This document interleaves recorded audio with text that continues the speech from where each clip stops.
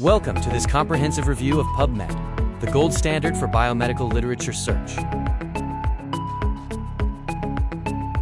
PubMed is a free search engine maintained by the National Center for Biotechnology Information at the National Library of Medicine.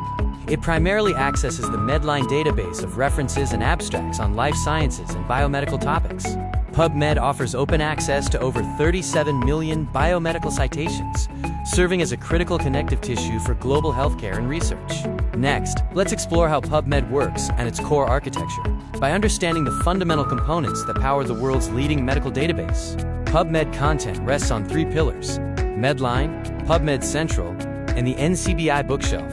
MEDLINE is the primary component of peer-reviewed journals. PMC is a free full-text archive, and the NCBI bookshelf provides biomedical books and documents. Key search capabilities include MEsh indexing for precise retrieval, an advanced builder for complex queries using Boolean operators, and specialized clinical queries for systematic reviews and clinical studies. PubMed is the gold standard for several reasons. It provides unrestricted access, has a strong clinical focus, enables precision searching using mesh, and utilizes the link-out system for full-text access. However, PubMed has limitations.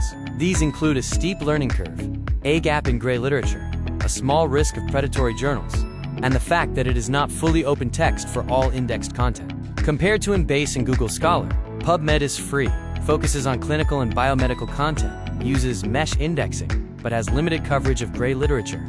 The database composition is heavily dominated by MEDLINE, which represents 88% of the content.